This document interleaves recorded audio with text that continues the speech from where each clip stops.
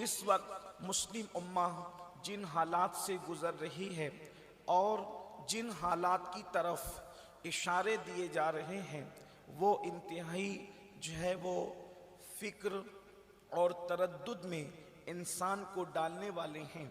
जाहिर सी बात है, उम्मत के बाज़ मुफक्किरीन इस बात को कह चुके हैं और कुछ लोग कह रहे हैं कि तीसरी आलमी जंग की तरफ ये दुनिया बढ़ रही है और ये दुनिया बड़ी तेज़ी के साथ तीसरी आलमी जंग की तरफ हर दिन इसका रुख होता जा रहा है। बास तो ये कहते हैं कि तीसरी आलमी जंग की शुरुआत हो चुकी है। याद रखें, जब भी कौमों को तबाह और बर्बाद करना होता है, जब भी कौमों को ज़वाल पजीर करना होता है, जब भी कौमों को गुर्बत ज़दा करना होता है, जब भी कौमों को सफ़े हस्ती से मिटाना होता है, जब भी कौमों का नाम सफ़े हस्ती से मिटाना होता है, तो यूं ही नहीं मिटाया जाता, बल्कि पहले कौमों को गुमराह किया जाता है, पहले कौमों को मजहब से हटाया जाता है, पहले कौमों को मजहब से दूर किया जाता है। ये तो सोशल मीडिया का दौर है। इस दौर के पता नहीं शैतानत का हाल क्या है, लेकिन वो दौर जो हलाकू और चंगेज़ खान का दौर था, उस वक्त हमला करने से पहले मुसलमानों को तायुशात के अंदर मुब्तला किया गया, मुसलमानों को मजहब से दूर किया गया। उस वक्त के हालात ये थे। अगर आपने हमारे उलमा से सुना है तो आपको पता होगा कि अल्लाह अकबर, मालदारों की कैफियत उस दौर की ये बताई जाती है कि एक एक बगदाद के मालदार के घर में 800 लड़कियां शराब पिलाने वाली हुआ करती थी और 300 लड़कियां गाने वाली हुआ करती थी। यहूद और नसारा की बेटियां मुसलमानों की बहू बन रही थी। अल्लाह अकबर, यहूद और नसारा की बेटियां बगैर निकाह के मुसलमानों के हरम में रखी जा रही थी। मेरे प्यारे आका सल्लल्लाहु अलैहि वसल्लम के प्यारे दीवानों, याद रखना, जब तक के कोई कौम सच्चे मजहब से वाबस्ता रहती है उस कौम का नाम मिटाया नहीं जा सकता। जब तक के कोई कौम सच्चे मजहब का दामन पकड़ी हुई होती है उस कौम को तबाह व बर्बाद नहीं किया जा सकता। इसलिए कि सच्चे मजहब की कुव्वत और सच्चे मजहब की ताकत ये होती है, अगर एक तरफ मिटाने की कोशिश की जाती है तो दूसरी तरफ जो है इंसान उभरता हुआ नजर आता है, और दूसरी तरफ मिटाने की कोशिश की जाती है तो इंसान तीसरी तरफ उभरता हुआ नजर आता है। इसलिए कि इकबाल ने कहा था, इस फिक्र की अक्कासी करते हुए लाहौर का कलंदर कहता है, जहां में अहले ईमान सूरत खुर्शीद जीते हैं, जहां में अहले ईमान सूरत खुर्शीद जीते हैं, इधर डूबे उधर निकले, इधर डूबे उधर निकले, इधर डूबे उधर निकले। मेरे प्यारे आका सल्लल्लाहु अलैहि वसल्लम के प्यारे दीवानों, कौमों के जवाल का सबब यह होता है कि उनका ताल्लुक मजहब व मसलक से कमजोर हो जाए या तोड़ दिया जाए। और फिर याद रखना, उसमें बूढ़ों का भी उतना एतबार नहीं होता और उसमें बच्चों का भी उतना एतबार नहीं होता। असल जो सरमाया होता है, अल्लाह अकबर, कौमों के उरूज और ज़वाल के एतबार से, अकीदा तो बहरहाल सबका अकीदा है, लेकिन उरूज और ज़वाल के एतबार से बात बताई जा रही है। मेरे प्यारे आका सल्लल्लाहु अलैहि वसल्लम के प्यारे दीवानों, जो बूढ़ों और जवान, बूढ़े और बच्चों के दरमियान एक कड़ी है जिसको हम नौजवान कहते हैं, नस्ल नौ कहते हैं, नई नस्ल कहते हैं, उसका बड़ा एतबार होता है।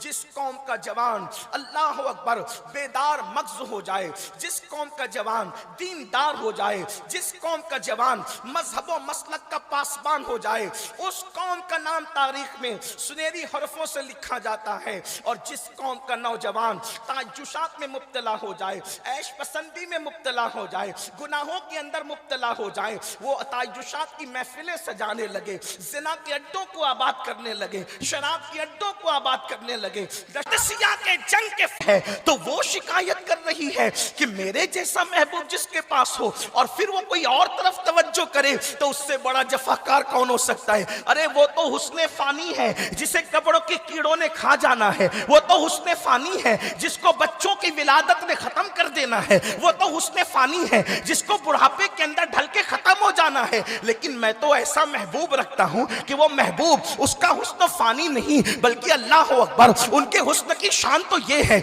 उनके जमाल की शान तो ये है कि अल्लाह अल्लाह, उनसे मखलूक ही ही नहीं बल्कि खालिक भी प्यार करता है, महबूब है वो खालिक के। और उनका हुस्न क्या है? हुस्न यूसुफ भी जिसको रश्क की निगाह से देखता है, ऐसा मेरा महबूब। और अगर मैं किसी और तरफ तवज्जो करूं तो फिर जुल्म की इंतहा कितनी है। अब आपसे मैं पूछना चाहता हूं, जिस महबूब के हुस्न को याद करके सैयदुत तैफा जुनैद बगदादी बेहोश होकर जमीन पे गिर पड़े, आप मुझे बताएं क्या उस आका के साथ हम जो है वो अल्लाह अकबर यही सलूक ना कर रहे हैं? ऐसा महबूब है। और किसी हीरो को चाह रहे हैं, ऐसा महबूब है। किसी हीरोइन को चाह रहे हैं, ऐसा महबूब है। किसी क्रिकेटर को चाह रहे हैं, ऐसा महबूब है। अल्लाह अकबर किसी और को दिल दे रहे हैं। आपसे पूछना चाहता हूं, जिस कौम की हालत ये हो कि अल्लाह अकबर जिस नबी का कलेमा पढ़ते हैं उस नबी की भी कद्र न करें, उस नबी की भी अहमियत न जाने, सिर्फ इतना कि रस्मी तौर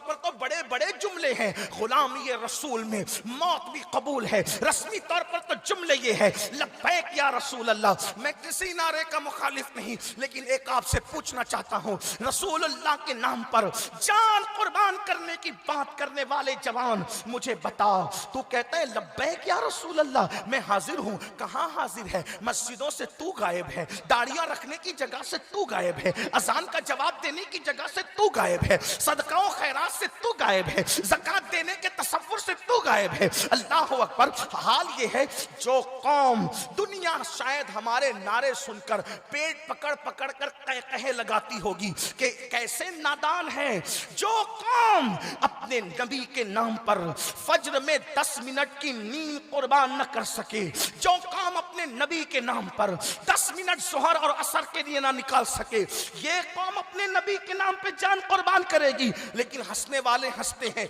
मगर मैं मायूस नहीं हूं। नहीं है मायूस इकबाल अपनी किश्ते वीरा से, जरा नम हो तो ये मट्टी बड़ी जरखेज है साकी। मुझे मालूम है कि यकीनन दिलों में चिंगारियां मौजूद है, लेकिन उसको जो उसको अल्लाह अकबर उसको एक हरारत दे करके, उसको एक हरारत दे करके जो है वो शोला बनाने की जरूरत है, शोले जव्वाल बनाने की जरूरत है। मेरे प्यारे आका अलैहिस्सलाम के प्यारे दीवानों, याद रखना, अगर दूसरों की नकल करोगे तो जमीन से मिटा दिए जाओगे। आज नहीं नकल कर रहे हैं, पानी पीने में किसकी नकल है? सुन्नते रसूल पर अमल है या किसी गैर की नकल है? दाढ़ियां रखने में सुन्नते रसूल पे अमल है या किसी गैर की नकल है? अल्लाह अकबर।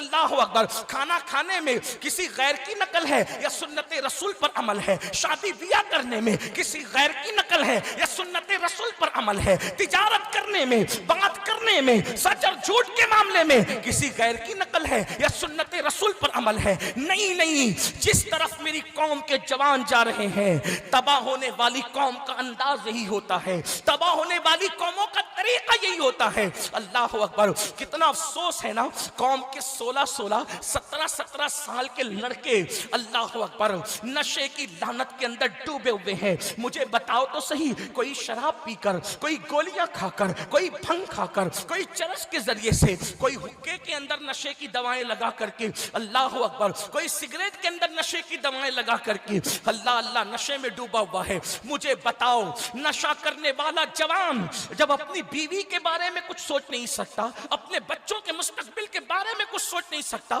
तो मुझे बताओ वो अपनी कौम के मुस्तकबिल के बारे में क्या सोचेगा?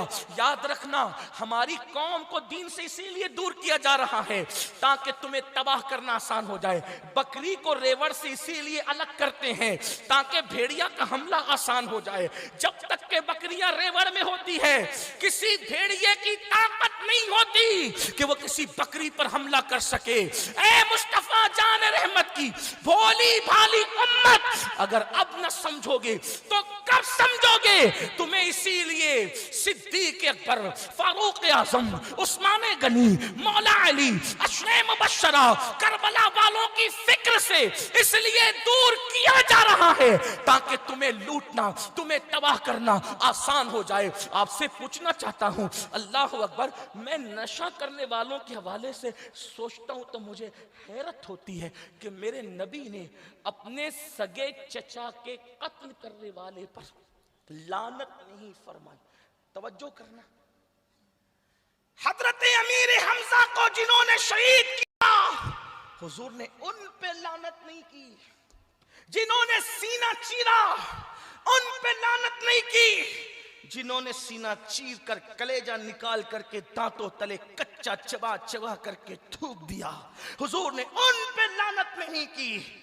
मेरे नबी को ताइफ में जिन्होंने लहू लहान किया, हुजूर ने उन पे लानत नहीं की। मगर मेरे आका सल्लल्लाहु अलैहि वसल्लम फरमाते हैं जो नशा करते हैं उस पर मुझ मोहम्मद की लानत है, मोहम्मद अरबी के रब की लानत है, तमाम नबियों की लानत है, तमाम फरिश्तों की लानत है। आपसे पूछना चाहता हूं, जिस पर तमाम फरिश्तों की लानत, जिस पर अल्लाह की लानत, जिस पर रसूलुल्लाह की लानत, अब बताओ क्या वो पूरे कद से कभी खड़ा रह सकेगा? कभी वो जिंदा रह सकेगा? मुझे हैरत है, आप अंदाजा करें, मेरे आका ने अबू जहल के बीमार पड़ने पर, तवज्जो करें, अबू जहल के बीमार पड़ने पर अबू जहल तक की बीमारी में इयादत की। यहूद और नसारा बीमार पड़े, हुजूर उनको तक देखने गए। मगर अल्लाह अल्लाह, मेरे आका ने ये अखलाक का इजहार किया। मगर जो नशा करते हैं उनसे मेरे आका इतने बेजार हैं। अगर मेरा कोई भाई इस मजमे में मेरा जवान नशा करता है, मैं उसकी तवज्जो चाहता हूं, या अगर वो यहां नहीं मौजूद है,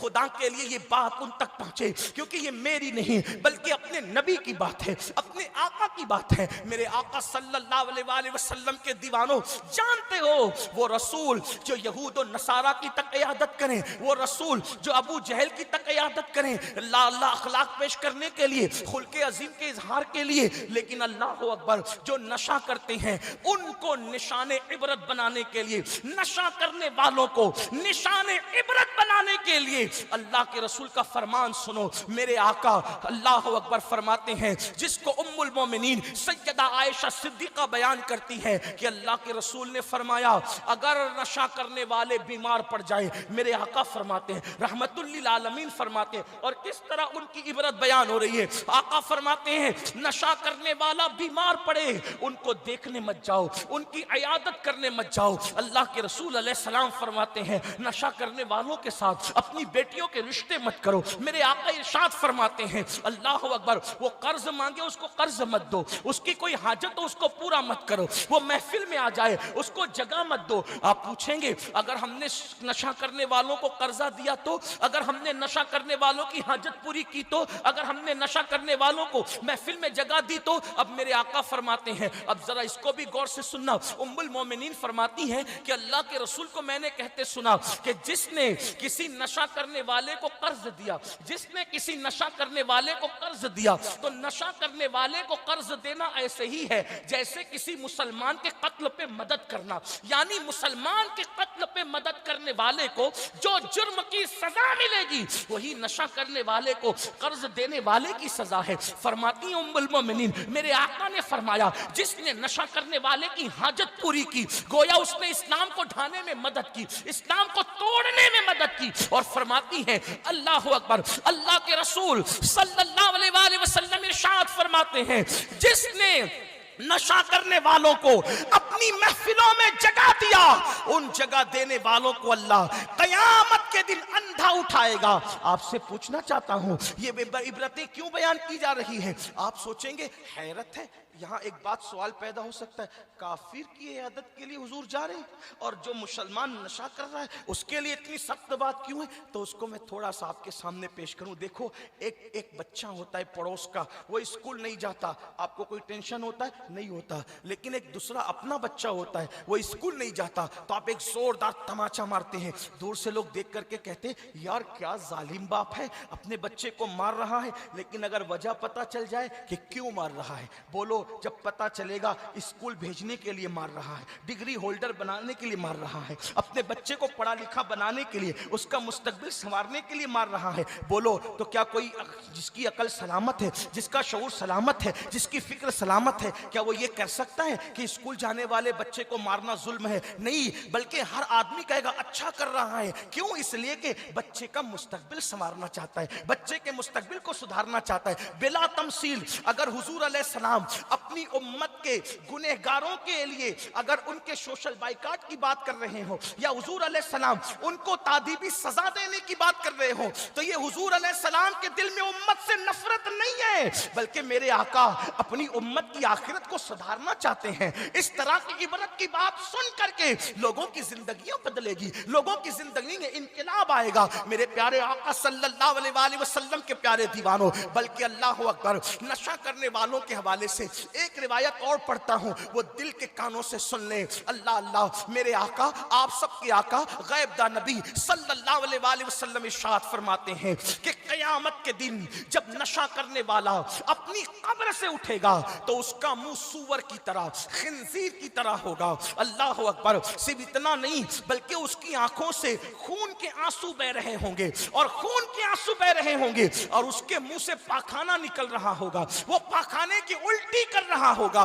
और उसकी जबान उसके सीने पे लटक रही होगी और ऐसी हालत के अंदर उसके पूरे बदन पर सांप और बिच्छू चिपके हुए होंगे और अल्लाह अल्लाह, फरिश्ते ये कहते हुए उसको मैदान महशर में लाएंगे, ये वो है जो दुनिया में नशा किया करता था, ये वो है जो दुनिया में नशा किया करता था। आपसे पूछना चाहता हूं मेरे भाइयों, जहन्नम की आग इतनी सख्त तरीन है कि जिसमें पहाड़ डाले जाएं तो पहाड़ भी पिघल जाएं। मेरे और तुम्हारे सच्चे नबी ने फरमाया कि जहन्नम की आग में पहाड़ भी पिघल जाएंगे। क्या आपको और हमें अपने जिस्म से मोहब्बत नहीं? नरम नरम गद्दों पे नमाजें छोड़ने वालों, नशा करने वालों, औरतों पे पाप की नजरें डालने वालों, क्या अपने जिस्म से मोहब्बत नहीं? अल्लाह अल्लाह, मुझे बताओ, जहां पहाड़ पिघल जाएंगे वहां हमारे जिस्म का क्या बनेगा? जहां पहाड़ पिघल जाएंगे वहां हमारे जिस्म की क्या हालत होगी? नहीं नहीं, आओ, अल्लाह अकबर, ये दुनिया के अंदर जराइम नहीं,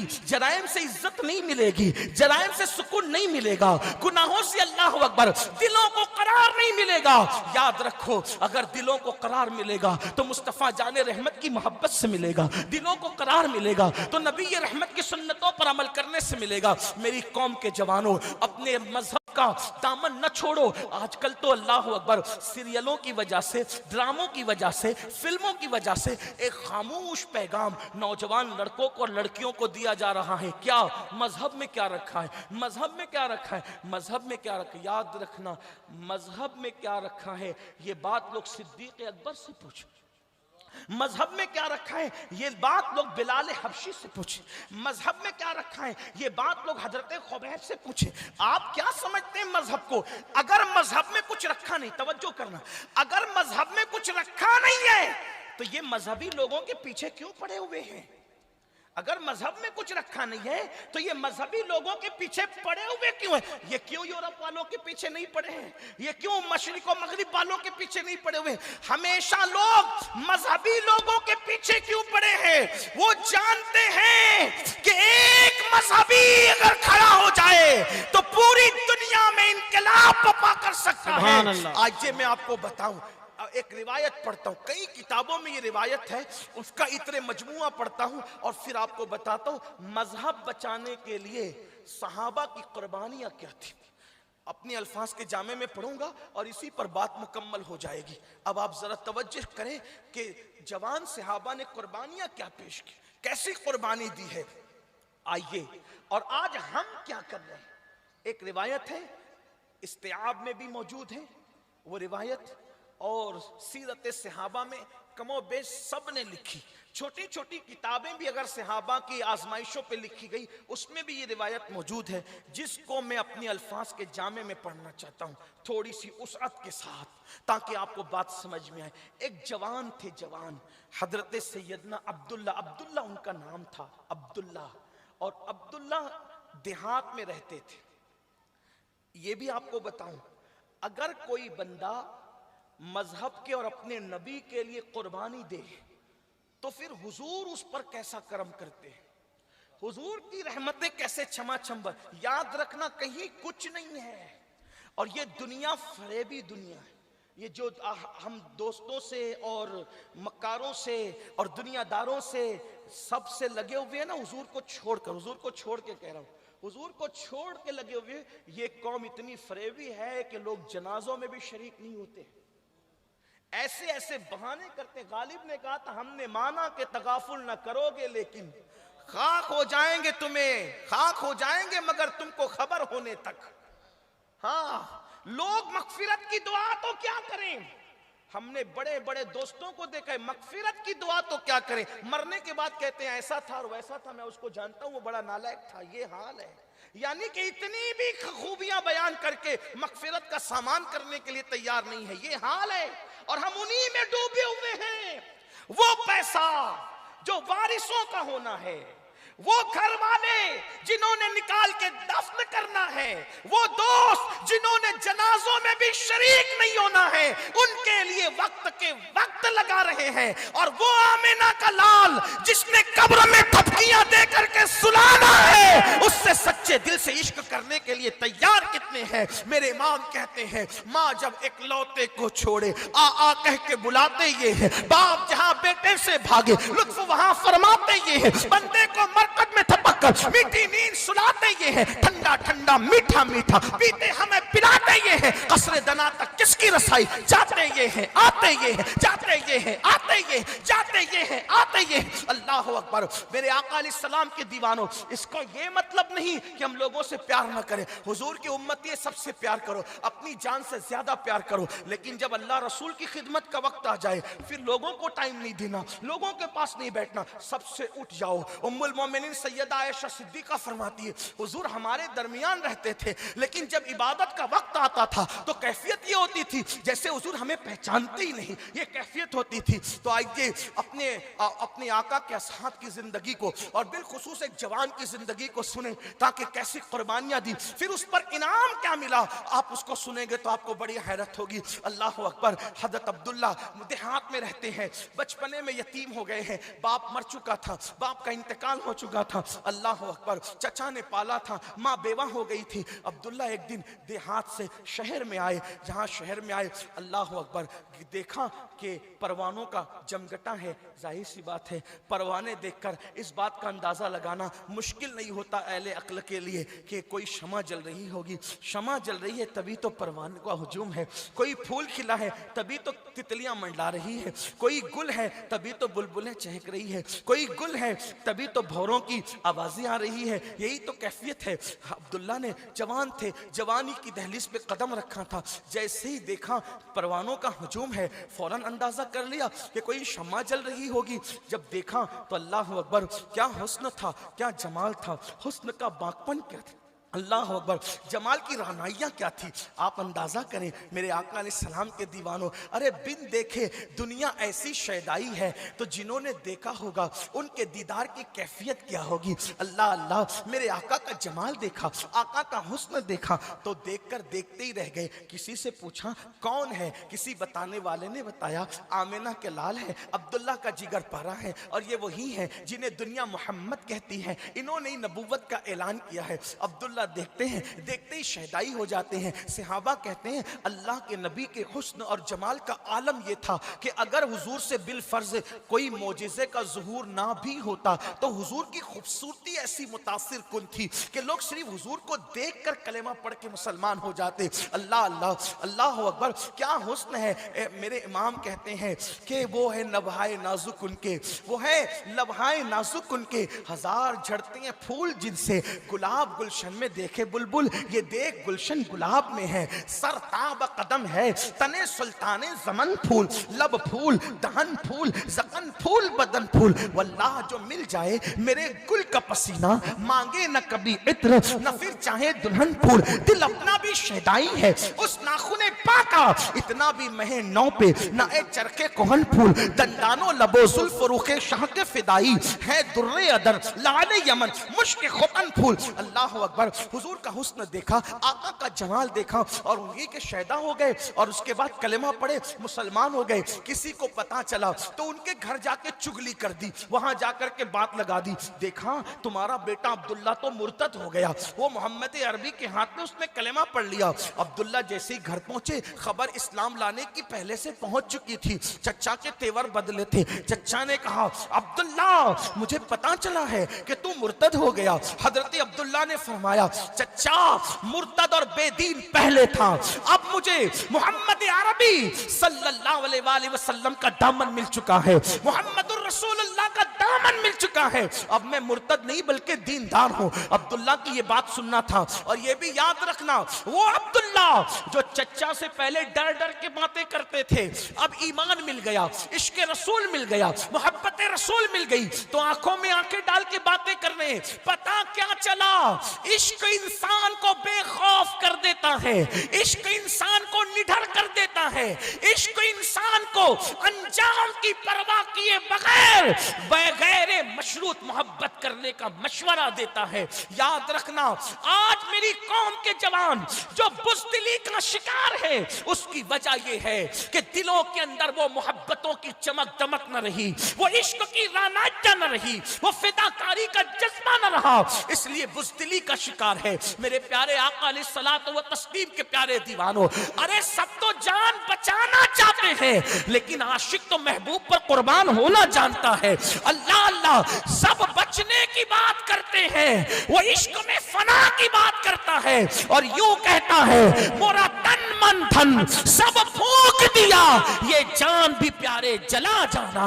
जिलाने नहीं बल्कि जलाने की बात करता है, इसलिए कि उसको पता है और जगह जलेंगे तो खाक हो जाएंगे, यहां जलेंगे तो जिंदगी दवाम पाएंगे। ऐ इश्क तेरे सदके जलने से छुटे सस्ते, जो आग बुझा देगी वो आग लगाई है। अल्लाह अकबर। अब्दुल्ला को जैसे ही कहा, अब्दुल्ला ने तू बदू जवाब दिया, दो टोक जवाब दिया। चच्चा ने कोड़ा उठाया और हजरत अब्दुल्ला को मारना शुरू किया, खूब मारा।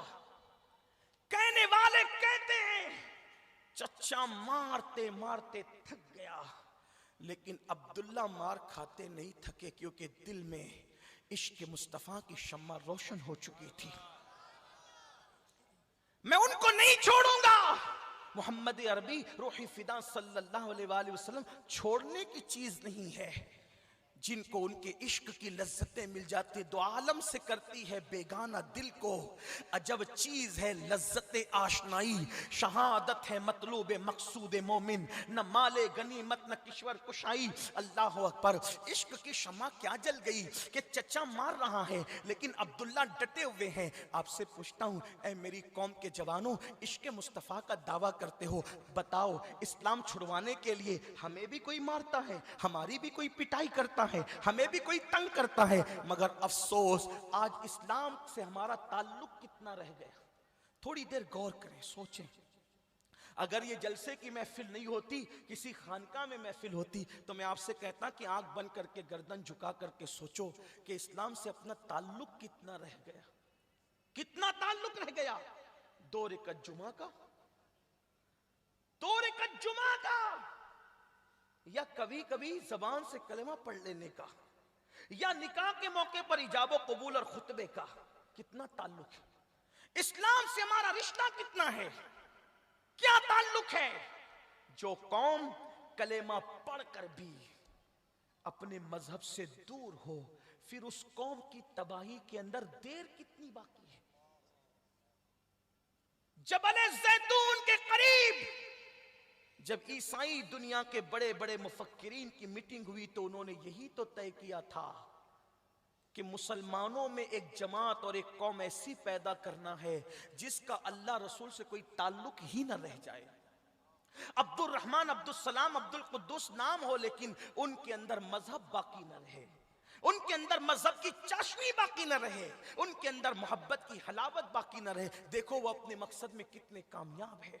आज अपना मजहब से ताल्लुक कितना है। जिस कौम को वुजू करने का तरीका नहीं पता, गुस्ल करने का तरीका नहीं पता, नमाज पढ़ने का तरीका नहीं पता, बल्कि बड़ी माजरत के साथ कलेमा पढ़ना भी सही तौर पर जिनको ना आता हो, पहले कलेमे का तर्जुमा भी जिस कौम को याद ना हो, आप मुझे बताएं क्या हालात हैं। अल्लाह अकबर। ऐ मेरी कौम के जवानों, ऐसे सच्चे मजहब के साथ इस तरह जुल्म, इस तरह जफाकारी, इस तरह बेवफाई नहीं, अपनी हालत जो है अल्लाह अकबर, झाग की तरह होती जा रही है, कचरे की तरह होती जा रही है, जो जिधर चाहता है उड़ा करके ले जाता है, क्योंकि अंदर जिस तरह मजहब होना चाहिए, मजहब की रानाइयां वो नजर नहीं आती। अब्दुल्ला को चचा ने मारा, लेकिन अब्दुल्ला डटे रहे, मैंने मोहम्मद अरबी को नहीं छोड़ना। लिखने वालों ने, सीरत निगारों ने लिखा है, फिर रोजाना का मामूल हो गया, रोजाना का उसका तरीका हो गया। रोजाना चचा सुबह उठता और अपने भतीजे हजरत अब्दुल्ला को मारता रहता।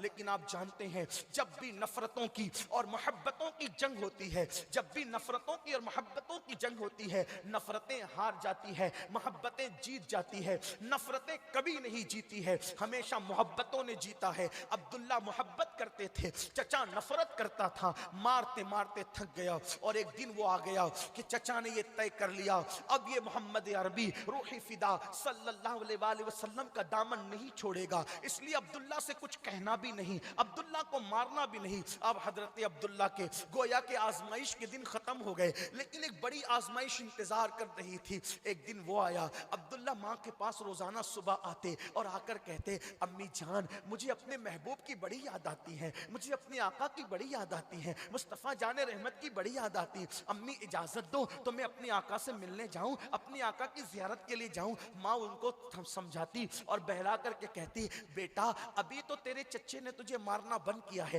तेरे चचा ने अभी तो तुझे मारना बंद किया है। अगर वो सुनेगा ना कि तू उनसे मिलने जा रहा है तो मेरे बेटे वो तुझे फिर मारेगा, वो तुझ पे फिर जुल्म करेगा और मैं तुझे कुछ बचा नहीं सकूंगी, क्योंकि तेरे बाप की मौत के बाद उसने तुझे भी पाला है, मुझे भी पाला है, रहने के लिए मकान दिया, घर दिया, एहसान किया, इसलिए मैं कुछ नहीं कर सकूंगी। अब्दुल्ला रोज आते, आका की याद आ रही, आका की याद आ रही। यहाँ एक बात आपसे पूछता हूँ, देहात में रहकर अब्दुल्ला उस दौर में आका को याद करते। बड़ी माजरत के साथ मेरे प्यारे आका अलैहिस्सलाम के प्यारे दीवानों, आप मुझे बताए ना, अपनी आका की याद हमें कब आती है, कितनी आती है? बोलो हुजूर को हम कब याद करते हैं? चेहरे से दाढ़ी मुंडाकर जब गटरों में फिकवाते हैं तब हुजूर याद आते हैं, कानों में एयरफोन लगा के गाने सुनते हैं तब हुजूर याद आते हैं। अल्लाह अकबर, किसी लड़की के साथ फोन पर जिना की गंदी गंदी गुफ्तगू करते हैं तब हुजूर याद आते हैं। आप मुझे बताएं हुजूर हमें कब याद आते हैं? किसी पर पाप की नजर डालते हैं तब याद आते हैं, लोग चोरी करते हैं तब याद आते हैं,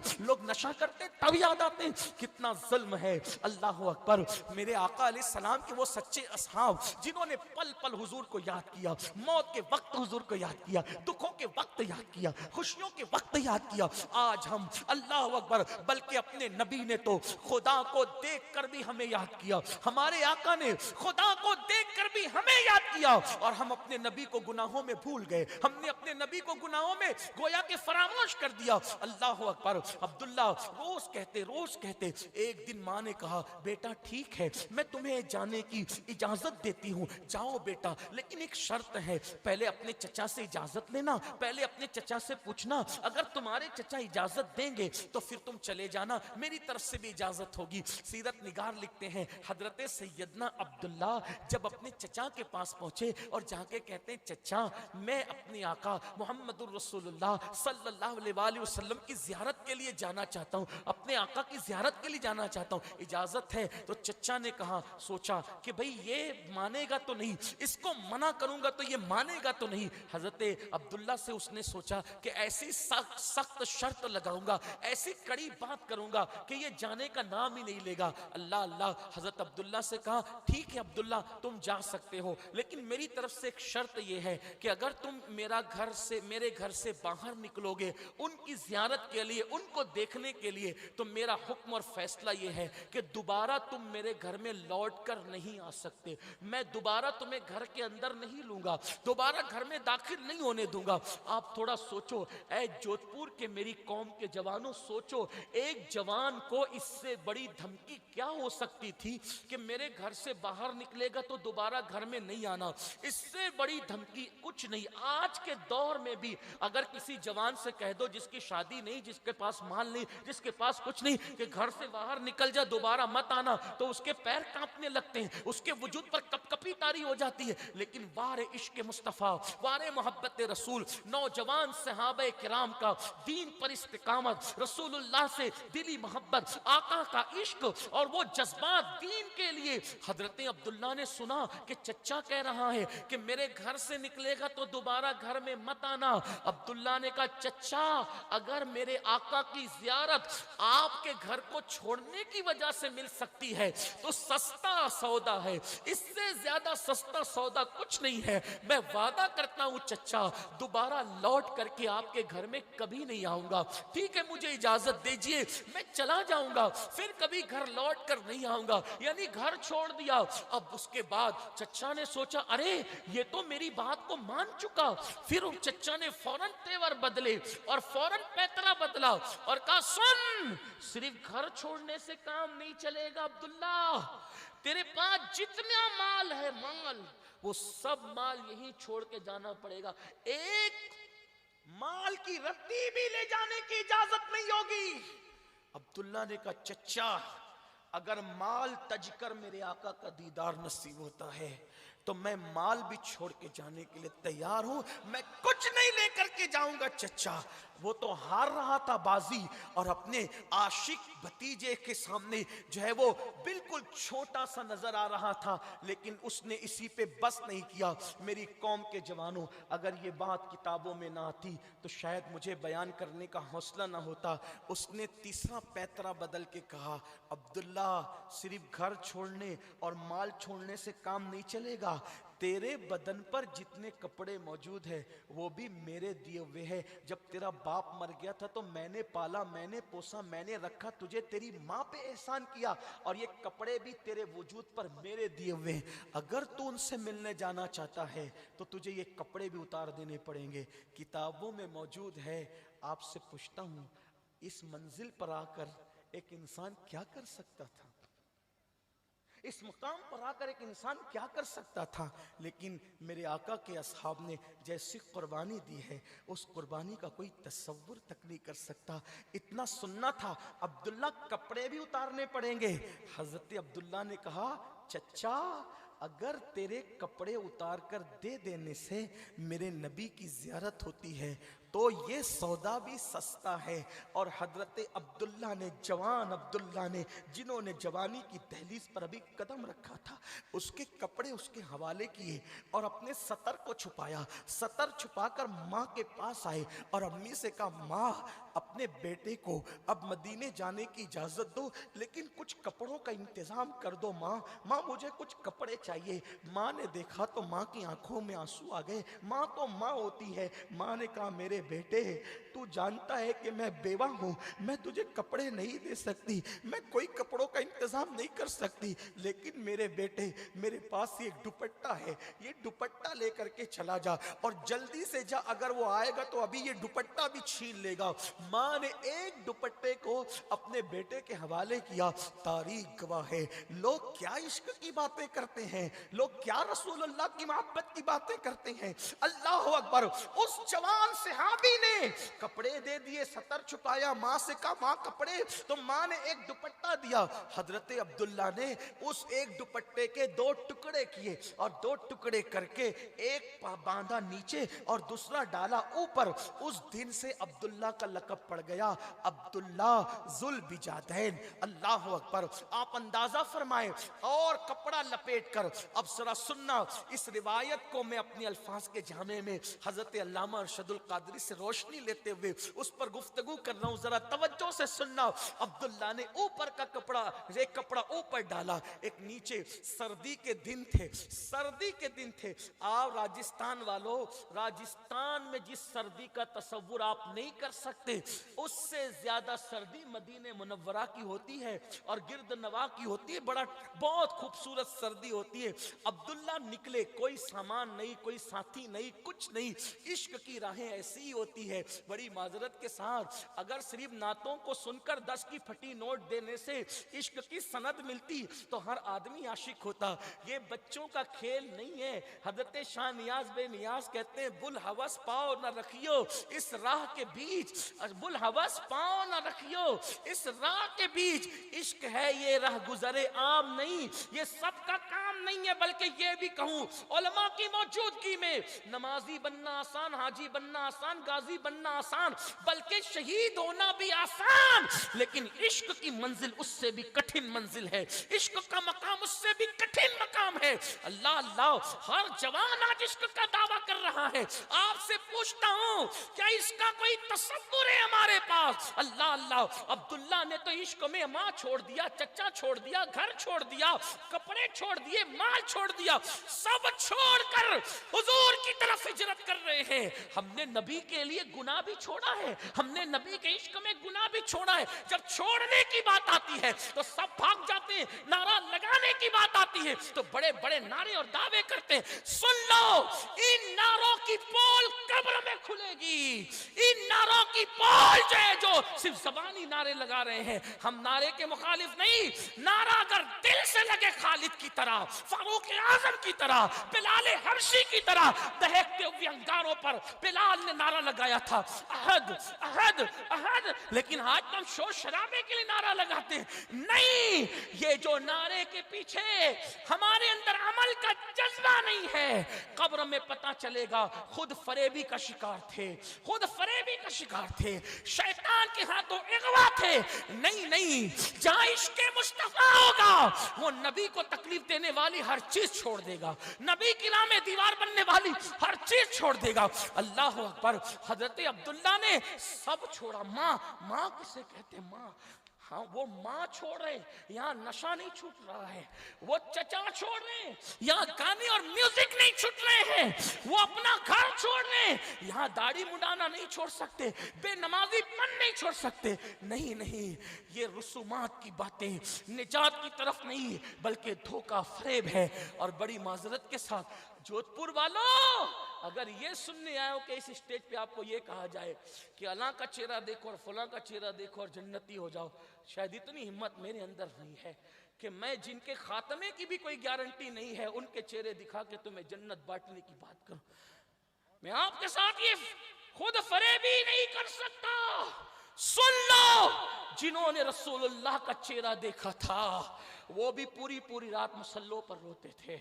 उम्मुल मोमिनीन आयशा सिद्दीका रोती थी, सिद्दीक अकबर अल्लाह के खौफ से रोते थे, गौसे आजम पूरी रात ईमान पर खात्मे की दुआएं करते हुए रोते थे। मेरी कौम को हुआ क्या है? ना नमाज है, ना इबादत है, ना ज़ौक़ी इबादत।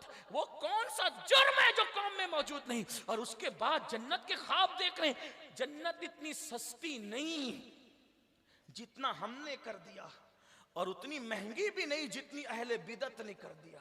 एतदाल की राह है ये, एतदाल की राह ये। वो तो निहायत सस्ता सौदा। देखो, जन्नत का असल तसव्वुर ये है, वो तो निहायत सस्ता सौदा बेच रहे हैं जन्नत का। हम मुफलिस क्या मोल चुकाएं, अपना हाथ ही खाली।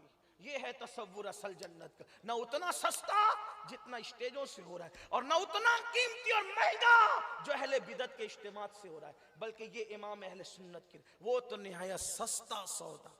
लेकिन उस सस्ते सौदे के लिए भी तो कुछ लाओ, है क्या? कुछ तो मोल चुकाना पड़ेगा ना, कुछ तो मोल। अपने बच्चों के लिए जो मरने के बाद मगफिरत की दुआ न करे, उनके लिए 8-8 घंटे की ड्यूटियां कर रहे हैं। रसूलुल्लाह के लिए भी 10-10 मिनट की ड्यूटी कहीं की? हुजूर के लिए भी कोई ड्यूटी मुझे बताए? बेटी का जहेज जमा करने के लिए 12-12, 16-16 घंटे मेहनत कर रहे हैं। हुजूर अलैहिस्सलातु व तस्लीम की खातिर भी 10 मिनट की ड्यूटी की? कोई सौदा जमा करने के लिए कुछ काम किया? नहीं किया। बहरहाल बात समेटता हूँ हजरत तशरीफ लाने वाले कि हजरत अब्दुल्ला दुपट्टे ओढ़कर एक ऊपर एक नीचे मदीने शरीफ की तरफ चले तो ख्याल आता होगा दिल में, अब्दुल्ला तूने तो घर छोड़ दिया और वो महबूब से तेरी एक मुलाकात है, अगर वो तुझे ना पहचाने तो? भाई हो सकता है ना कि पहली मुलाकात है, जमघटा है गुलामों का, वहाँ एक दो थोड़ी, और वो भी सिद्दीक अकबर जैसे गुलाम, फारूक आजम जैसे, उस्मान गनी जैसे, मौला अली जैसे, अबू जर जैसे, सलमान फारसी जैसे, कैसे कैसे बिलाल हबशी जैसे लोग। अब्दुल्ला सोचते हैं, अब्दुल्ला अगर वो तुझे न पहचाने तो? तू तो घर छोड़ने का फैसला कर चुका, रहेगा कहाँ? किसी ने कहा था किसी ने कहा था सब पे, सबकी साकी पे नजर है हो ये जरूरी है, मगर सबकी साकी पे नजर हो ये जरूरी है, मगर सबकी साकी पे नजर हो ये जरूरी है, मगर सब पे साकी की नजर हो ये जरूरी तो नहीं। अरे लेने वाले तो सब देने वाले को देख रहे, लेकिन देने वाला भी सबको देखे ये जरूरी नहीं होता। अरे सब महबूब को तके ये जरूरी है, लेकिन महबूब सबको तके ये जरूरी थोड़ी होता है। तो अब्दुल्ला को ख्याल, अब्दुल्ला अगर उन्होंने तुझे नहीं पहचाना, होना क्या है, तू तो घर छोड़ चुका, चचा छोड़ चुका, मां छोड़ चुका, माल छोड़ चुका, कपड़े भी उतार के फेंक चुका, दे चुका चचा के, न पहचानेंगे तो ये फौरन उस वसवसे को झिड़का और कहा नहीं, अगर वो न पहचाने तो न पहचाने। मोहब्बत में एहसान थोड़ी जताया जाता है, इश्क में कोई सिला थोड़ी मांगा जाता है। न पहचाने तो न पहचाने, उनकी अपनी मर्जी है, लेकिन हम तो इश्क किए जाएंगे, वो जाने या न जाने, वो पहचाने ना पहचाने। अल्लाह अकबर। मुसलमानों, क्या असहाबे रसूल थे, और इसी सोचो फिक्र में चल रहे रहेंगे, कहाँ खाएंगे क्या वगैरह जो भी आता होगा, लेकिन सब ख्यालात झिड़कते हैं। खुदा का करना, जब मदीने मुनव्वरा पहुंचे तो बड़ा इम्तिहान, और ये एंड था। देखो जब इम्तिहान खत्म होता है तो फिर नतीजे निकलते हैं। पहले इम्तिहान देना पड़ता है नतीजे के लिए, बगैर इम्तिहान के नतीजा नहीं। जैसे ही अब्दुल्ला मदीने मुनव्वरा में पहुंचे, रात हो चुकी है, आधी रात गुजर चुकी है, लोगों के दरवाजे बंद हैं, सोने वाले सो रहे होंगे, मुसल्ले पे रोने वाले रो रहे होंगे, लेकिन दरवाजे सबके बंद हैं, चूल्हे सबके ठंडे हो चुके हैं। अब्दुल्ला पैदल चलते हुए पहुंचे, सोचा इतनी कड़ाके की सर्दी, जाऊं तो कहां जाऊं, सोचा चलो मस्जिद चलते हैं। जैसी मस्जिद में गए, अल्लाह अकबर, तो क्या देखा, खिलाफे तवक्को, वहां एक शख्स है और वो आगे बढ़ के कहता है अस्सलाम वालेकुम। इन्होंने कहा वालेकुम अस्सलाम, आप कौन? कहा तुम अब्दुल्ला हो ना, तुम अब्दुल्ला हो ना? हाँ, लेकिन तुम्हें कैसे पता मैं अब्दुल्ला हूं? कहा मुझे बिलाल कहते हैं, मैं बिलाल हूं।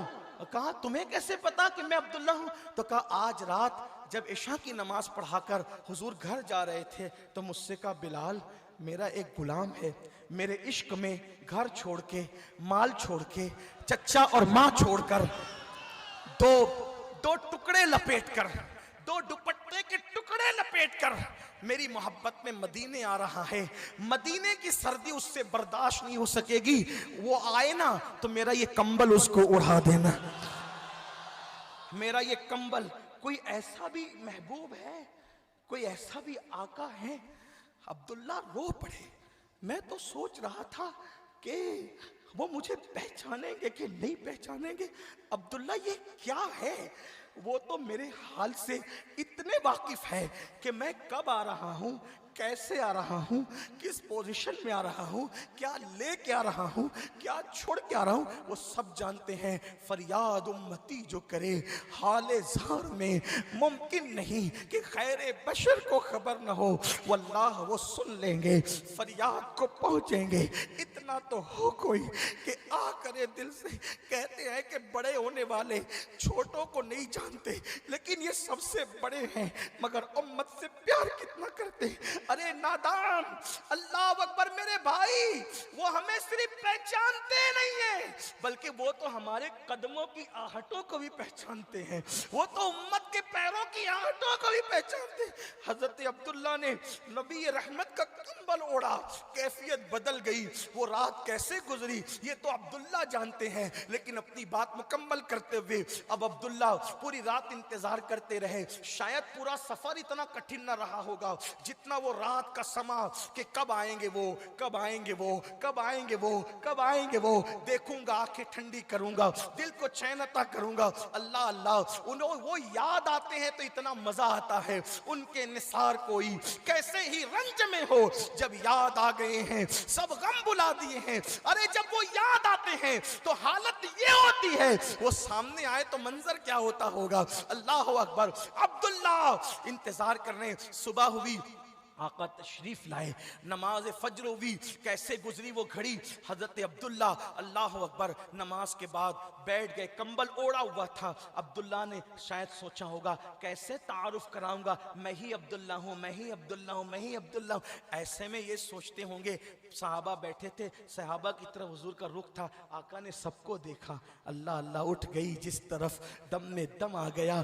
उस निगाहे इनायत पे लाखों सलाम, सबको देखा। और देखने के बाद अब्दुल्ला जो पीछे थे उनकी तरफ मुखातब होकर, अब्दुल्ला कैसे हो, अब्दुल्ला कैसे हो, खैरियत पूछी और उनको तसल्ली दी। फरमाया तुम्हें कहीं जाने की जरूरत नहीं अब्दुल्ला, देखो घर छोड़ के आए थे ना, मांगना भी नहीं पड़ा, कहा तुझे कहीं जाने की जरूरत नहीं, तूने यहीं रहना है, अब यहां से तूने नहीं जाना। जो कह सका ना लब से मिली वो मुराद भी, मेरे सुकूत पर भी शाह की नजर गई। अल्लाह ऊपर, इसी पे बस नहीं, फिर सहाबा से कहा ये तुम्हारा भाई है, सहाबा को उनको कहा ये सब तुम्हारे भाई है, फैमिली है तुम्हारी, तुम्हें यहीं रहना है। अब वो वहां रहते। और फिर क्या है, अल्लाह अकबर, ये नाज ये अंदाज हमारे नहीं होते, झोली में अगर टुकड़े तुम्हारे नहीं होते। बड़ी शान से अब्दुल्ला की जिंदगी गुजर रही है।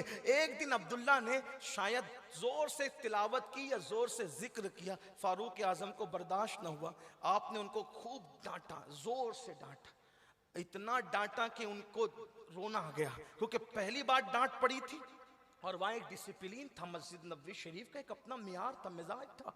तो बहुत डांटा तो बिल्कुल पहली बार डांट पड़ी तो रोना आया। सोचा आज आका को देखूंगा नहीं, हुजूर की ज़ियारत आज नहीं करूंगा, अगर नजर पड़ी तो रो लूंगा, बच नहीं सकूंगा बहुत, क्योंकि कोई अपना दिखता है तो तभी तो रोना आता है ना, कोई बहुत ज्यादा करीबी होता है तो फिर सारे सब्र के बंधन टूट जाते हैं, सब्र का बंध टूट जाता है। आज आका को नहीं देखूंगा, छुप के बैठूंगा। एक पिलर के पीछे, मस्जिद के पिलर के पीछे छुप गए, लेकिन जिसको देखने के लिए इतनी कुर्बानियां दी थी उसके बगैर करार कैसे था। जैसे ही हुजूर मिंबर पे आके बैठे, एक नजर झांक के देखा और आंखों का बंधन टूट पड़ा और खूब आंसू निकले, रो पड़े। रोते रोते हमक हमक कर रो रहे थे, हिचकियां निकलने लगी।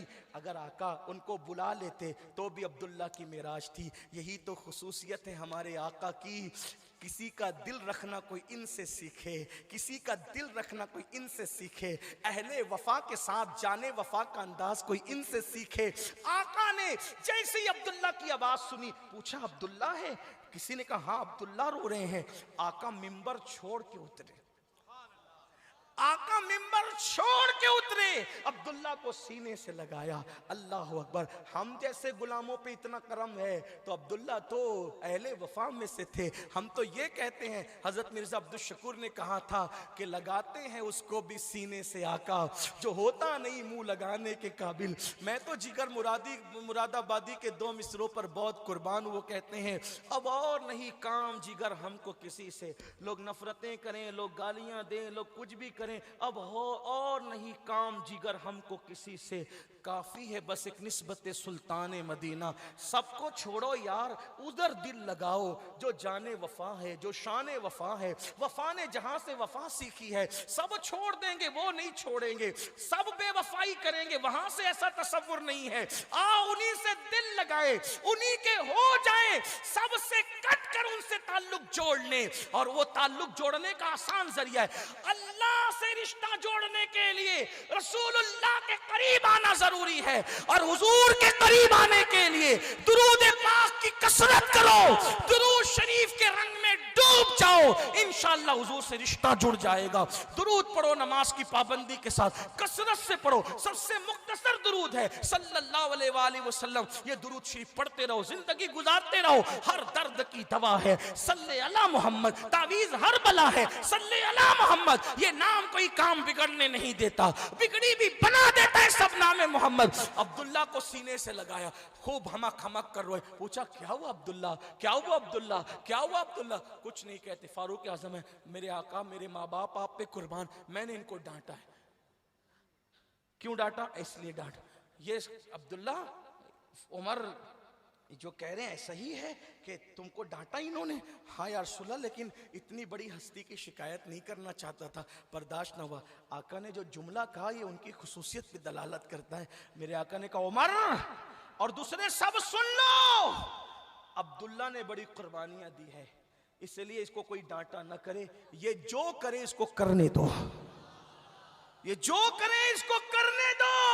इसको डांटा ना करे। अब अब्दुल्ला की तो बड़ी शानी थी, बहुत लाड़ के थे, सबके बड़े प्यार के थे, क्योंकि सब छोड़ के आए थे। याद रखना, हम और आप भी आज तय कर लो, गुनाह छोड़ देंगे, वो लाड़ आपको भी मिल सकता है, वो प्यार हमें भी मिल, वो बड़े करीम है। करोड़ों माओं की मोहब्बत उतनी नहीं है जितना आका अपनी उम्मत से मोहब्बत करते हैं। एक बार छोड़ के तो देखो गुनाह को, एक बार गुनाह से हिजरत करके तो देखो, एक बार हुजूर की तरफ चल के तो देखो। अब बात आखिरी में आती, यहां तक तो पूरा वाकया था, अब्दुल्ला का बयान किया हुआ। अब आगे की बात अब्दुल्ला इब्ने मसूद की है, वो सुन ले जरा। कहते हैं फिर एक वक्त आया, भी जिंदगी गुजरती रही उनकी, एक वक्त आया जंग तबूक में जाने की बात आई। हम जंग तबूक में गए, मैं भी था साथ में, अक्सर सहाबा थे और सभी सब साथ गए हुए थे।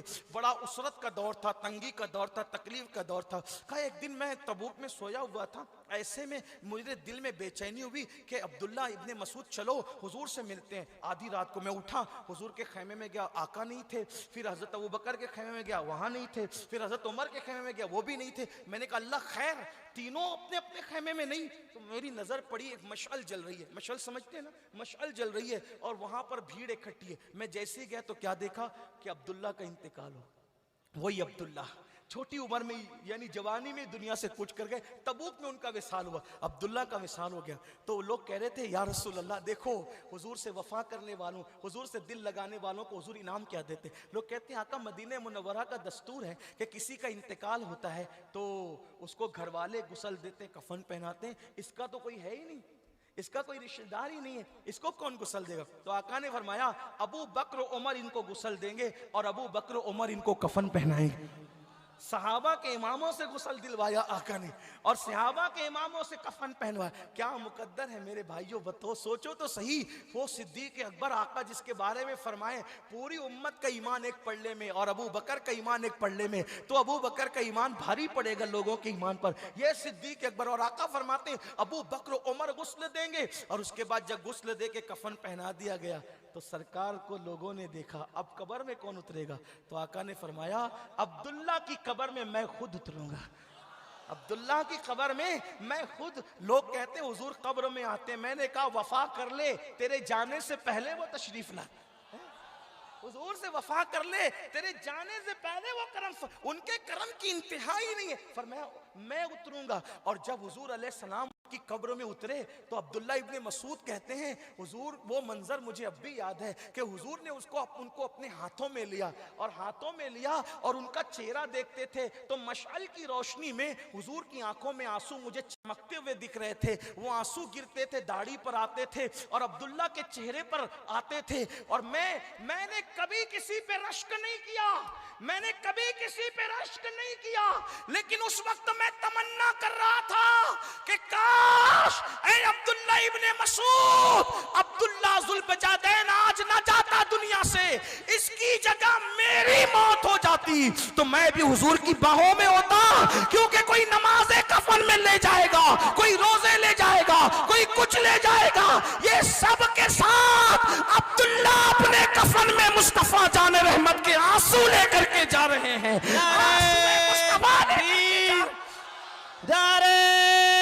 रिसालत उलमा अहले सुन्नत इस्लाह उम्मत कॉन्फ्रेंस। सब छोड़ने का सिला क्या मिला। कहते हुजूर रो रहे हैं, हुजूर की आंखों में आंसू है और अब्दुल्ला के चेहरे पर कफन पे वो आंसू आ रहे हैं। तो हजरत अब्दुल्ला इब्ने मसूद कहते हैं मैंने देखा तो हुजूर ने उनका लाशा उठाकर आसमान की तरफ देखा और अर्ज़ की मौला, ये मेरे सहाबा में से ऐसा सहाबी है कि इसने हमेशा मुझे राजी रखा। मौला मैं तुझसे दुआ करता हूँ, मैं भी इससे राजी हूँ, तू भी इससे राजी हो जा।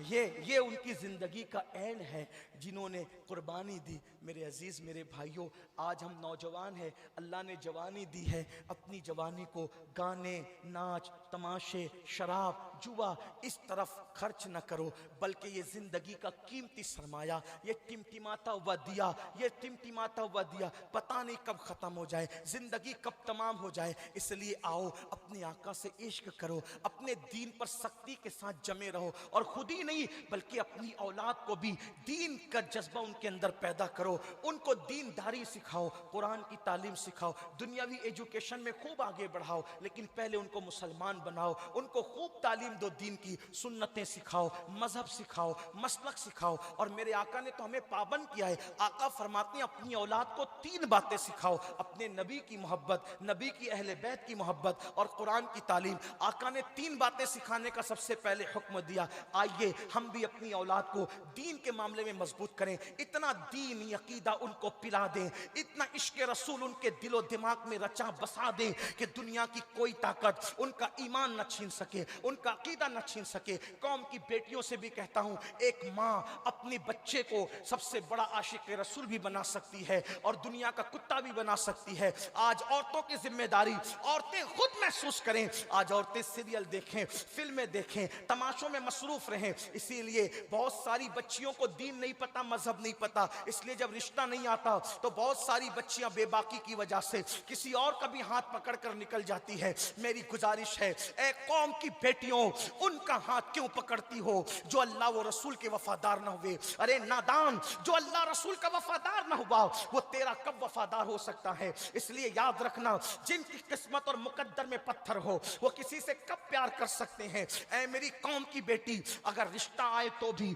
ना आए तो भी अपने मजहब से वाबस्ता रहो, रसूलुल्लाह के कदमों से वाबस्ता रहो। ये दुनिया है, यहाँ जिंदगी फुटपाथ पर भी गुजर जाती है, यहाँ दुनिया झोपड़ियों में भी गुजर जाती है, यहाँ दुनिया फाका कशी में भी गुजर, यहाँ पर जिंदगी जो है फाका कशी में भी गुजर जाती है, जिंदगी फुटपाथ पर भी गुजर जाती है। जिंदगी जो है अल्लाह अकबर बगैर अल्लाह अल्लाह नए कपड़े के भी गुजर जाती है, पेवन वाले कपड़ों पे भी जिंदगी गुजर जाती है। याद रखना, दुनिया की चमक दमक और रेल पेल ये 4 दिन की चांदनी है, एक दिन दुनिया से जाना है। ताजमहल जिनके लिए बना वो ताजमहल को देख ना सके, ताजमहल में जो दफन हुए वो ताजमहल को अपनी आंखों से देख ना सके। अल्लाह अकबर, जिस शद्दाद ने दुनिया में जन्नत बनाई वो अपनी बनाई हुई जन्नत को देख ना सका।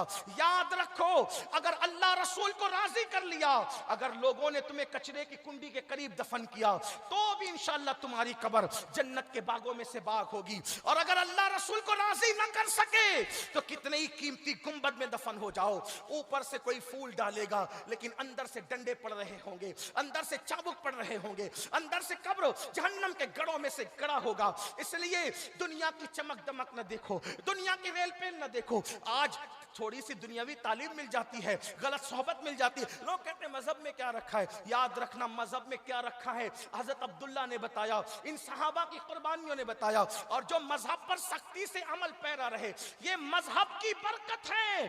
जो सख्ती से अमल पैरा रहे, मौत के बाद उनका कफन भी मैला ना हुआ, उनके जिस्म को कब्र की मिट्टी ना खा सकी। आओ हम भी सच्चे मजहबी बने, जबानी नहीं, सच्चे मजहबी बने, खशियत रब्बानी वाले, नमाज की पाबंदी वाले, कुरान की तिलावत वाले। बड़ी माजरत के साथ ये बात कही जा सकती है कि कितने कितने महीने गुजर जाते हैं, हम कभी कुरान की ज़ियारत भी नहीं कर पाते, कुरान की ज़ियारत भी नहीं कर पाते। सोचो तो सही, कुरान देख भी नहीं पाते। जो कौम कुरान देख ना सके वो कुरान की तिलावत कब करेंगे? याद रखिए, अगर यहाँ नहीं सौरे, यहाँ नहीं सुधरे, अगर नहीं बदले तो आने वाले हालात क़यामत ख़ैज़ है, बड़े तूफ़ानी है।